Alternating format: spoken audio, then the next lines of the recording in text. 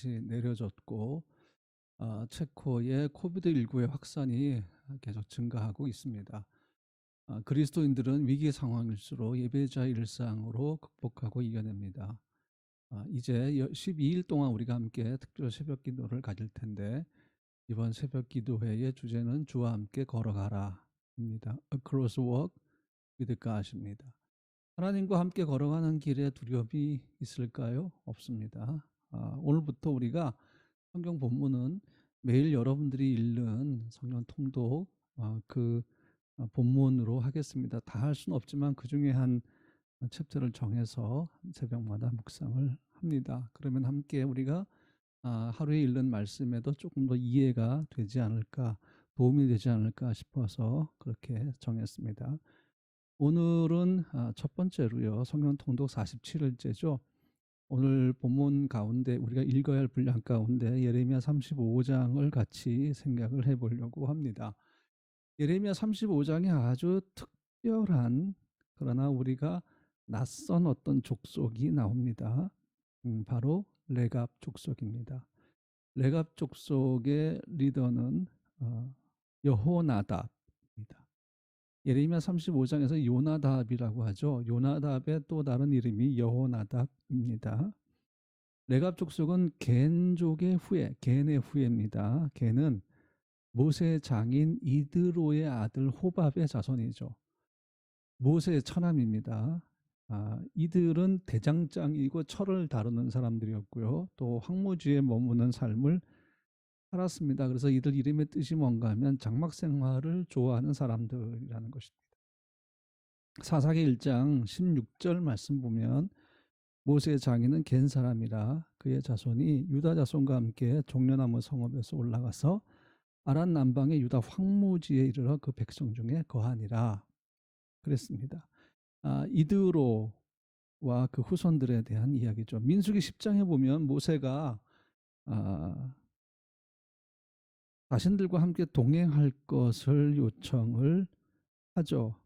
처남인 호밥에게 요청을 할 때 호밥은 처음에 사양을 합니다. 그런데 모세가 간절히 간곡하게 부탁을 해서 이스라엘 족속으로 이스라엘 백성으로 합류를 하게 되고 가나안 땅에 올라가서 같이 살게 되는데 이들은 황무지에서 살았던 족속이기 때문에 광야길을 굉장히 잘 압니다. 그래서 이들이 이스라엘 백성이 걸어가는데 또 도움이 되었죠. 겐 족속은 이스라엘 사람들이 아닙니다. 다시 말씀드리지만 미디안 사람이고요. 이방인이지만 출애굽 이후에 이스라엘 백성과 함께했고 나중에 유다 족속과 함께 유다 지파와 함께 거하게 되죠. 나중에 이스라엘이 두 왕국으로 나눴을 때는 남유다에 속하게 됩니다. 겐 족속 중 한 가문이 바로 레갑 족속인데요. 이 레갑의 아들이 바로 여호나답. 예레미야 35장에는 요나답이라고 나오죠. 그런데 이 여호나답이 어디에 나오는가 하면 열왕기하 9장에 보면 나옵니다. 엘리사가 예후에게 왕으로 기름을 부었죠. 그래서 왕으로 삼은 후에 이 예후가 아합의 아내 이세벨과 그 아들 요람을 죽입니다. 그리고 이제 북왕국 이스라엘의 수도인 사마리아로 입성을 할 때 레갑의 아들 여호나답을 만나죠. 그래서 예후가 여호나답에게 내 마음이 내 마음을 향하여 진실함과 같이 내 마음도 진실하냐 이렇게 질문했을 때 여호나답이 그러합니다 라고 대답을 하고 예후의 병거에 같이 올라타고 사마리아로 입성한 다음에 이 예후와 손을 잡고 종교개혁을 일으키죠. 그 종교개혁에 합류를 합니다. 그런데 여호나답이 살펴봤을 때에 이 북왕국 이스라엘의 부패와 타락이 너무 심하니까 뭐 술을 비롯해서 음란과 우상 숭배와 그것이 너무 심하니까 거기에 큰 실망을 느끼고요. 그가 죽기 전에 그의 후손들에게 유언을 남기는데 이렇게 남깁니다. 평생 동안 포도주를 마시지 말고 살 집도 짓지 말고 포도원이나 밭이나 종자도 가지지 말고 장막에 살라고 했습니다. 그래서 그 후손들은 여호나답의 유언을 그대로 지키면서 하나님 앞에서 정말 나실인처럼 그렇게 살았습니다. 세상과 합하지 아니하고 하나님 보시기에 합당한 삶을 살았죠. 그 여호나답의 후손, 여호나답의 그 레갑 족속, 레갑 족속이죠. 후손이 아니고. 그러니까 여호나답의 후손들이 계속 레갑 족속을 만들어가죠. 이어가는데 이 레갑 족속에 대한 거는 예레미야 35장에만 나옵니다. 오늘 우리가 읽은 그 본문에 나오는 거죠.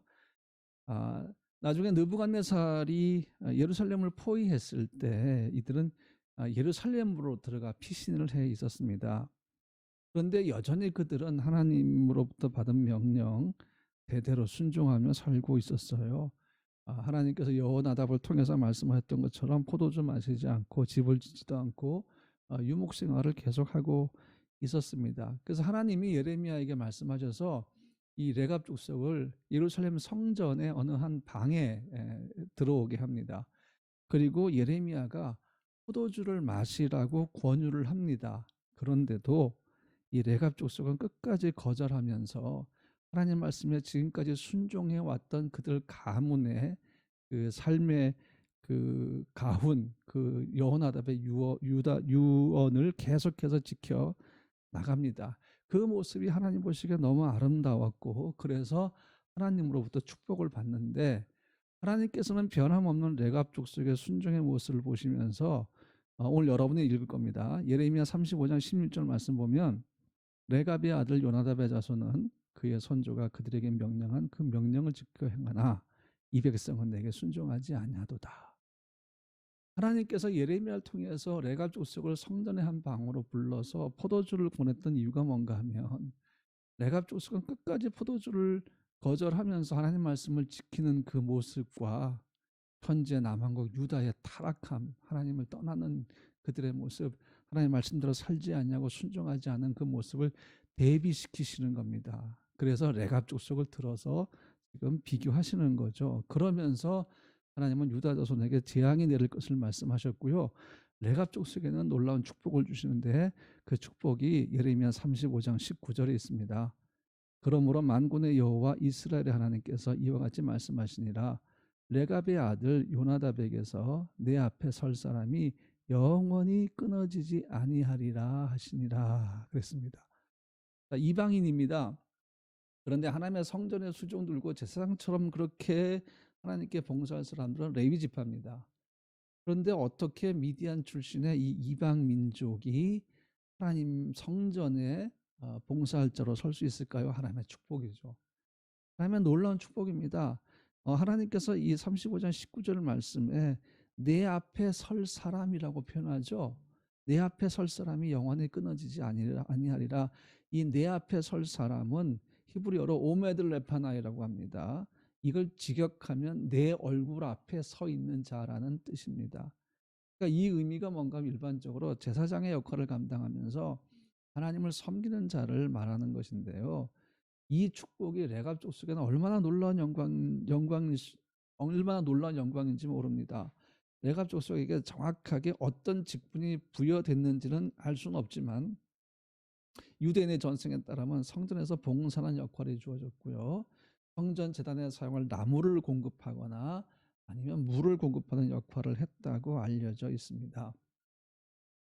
이 레갑 족속은요, 이스라엘 민족이 아니라 이방인이면 하나되었지만 하나님은 그들에게 제사장의 역할을 감당하면서 하나님을 섬기는 자가 되게 하셨거든요. 물론 레위 지파처럼 그렇게 직접적으로 번제를 드리거나 그렇게 제사장의 그 역할을 하는 건 아니었어요. 제사에 필요한 하나님을 예배하는 데 필요한 것들을 공급하는 그 일을 하게 하신 것입니다.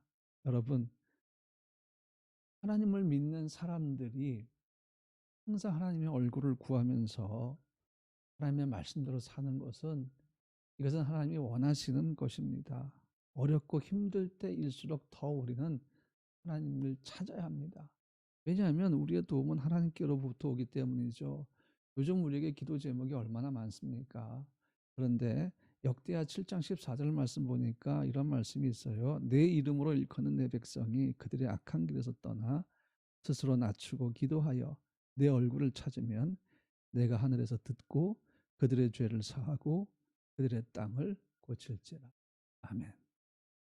이 말씀이 오늘 우리에게 얼마나 큰 은혜가 되는지 모릅니다. 여러분, 남한국 유다의 불순종과 폐역을 보여주시기 위해서 아주 작은 이 예레미야 35장에 한 번밖에 나오지 않는 레갑 족속, 아마 숫자가 많지 않았을 겁니다. 왜냐하면 예루살렘 성전의 한 방은 넓지가 않았기 때문이죠. 소수이며 잘 알려지지 않은 이들을 하나님은 순종의 모델링으로 선택하셔서 유다 왕국에 보여주신 거 아니겠어요? 하나님 앞에서 나신과 같은 삶을 살았던 레갑 족속. 오늘 우리도 날마다 하나님 마음에 합한 자로 하나님의 얼굴을 구하는 삶을 살아야 할 줄로 믿습니다. 사랑하는 성도 여러분, 오늘도 주님이 여러분과 함께 하실 겁니다.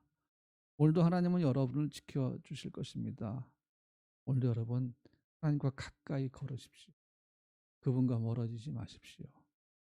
그분과 가장 가까운 자리에서 그분과 함께 걸어가십시오. 그러면 하나님의 영광 가운데 여러분이 머물게 될 것이고 하나님의 능력을 경험하게 될 것입니다. 하나님의 얼굴을 구한다는 말은 하나님의 말씀대로 살아가는 사람을 얘기합니다. 하나님께만 마음을 둔 사람들, 그리고 하나님의 말씀대로 순종하며 그 말씀에서 떠나지 않으려고 애쓰고 몸부림치는 사람들을 얘기합니다. 그리고 어떤 어려움이 있어도 그들은 세상의 방법으로 그 일을 해결하는 것이 아니라 하나님 앞에 무릎 꿇고 기도하고 그분을 신뢰함으로 걸어가는 사람들입니다. 여러분, 지금 우리에게 이것이 필요하지 않습니까? 하나님이 우리에게 원하는 것이 이것입니다. 나와 함께 걸어가자. 나와 가까이 붙어서 걸어가자 하는 것입니다. 오늘 하루 여러분에게 이 말씀이 큰 은혜가 되고 오늘도 하나님의 능력을 경험하며 하나님의 응답을 경험하는 하루가 되시기를 주님의 이름으로 축복합니다. 기도합니다. 거룩하신 주님, 레갑 족속은 큰 족속이 아니었습니다. 그들은 성경에서 단 한 번 예레미야 35장에만 언급이 됩니다. 그런데 하나님, 남유다의 멸망의 시기에 하나님은 이 레갑 족속을 들으셔서 남유다의 죄악을 밝히십니다. 레갑 족속의 빛을 밝히셔서 남유다 왕국의 어둠을 보여주십니다. 그대로 드러내십니다. 하나님, 오늘 우리가 하나님 앞에 서서 이 어려움의 시기에 다시 한번 우리를 돌아보고 우리의 죄를 고백하고 회개하며 하나님 곁으로 더 가까이 다가가기 원합니다. 사랑하는 주님, 우리 성도들을 보호하여 주시고 그들의 가정과 자녀와 성도의 모든 것들과 지정에서의 삶과 걸어가는 길을 축복하여 주시고 주의 은혜로 덮으시고 주의 보혈로 덮으시고 주의 권능으로 덮어주셔서 안전하게 하시고 어려운 시기에 저들이 믿음으로 구하는 것 응답받아서 하나님을 경험하는 기회가 될 수 있도록 하나님께서 인도하여 주시옵소서. 감사드리며 예수님의 이름으로 축복하면서 기도합니다. 아멘. 사랑하는 성도 여러분, 지금부터 여러분의 기도 제목을 가지고 기도하시기 바랍니다. 오늘 하루도 여러분에게 샬롬의 은혜가 넘치기를 주님의 이름으로 축복합니다.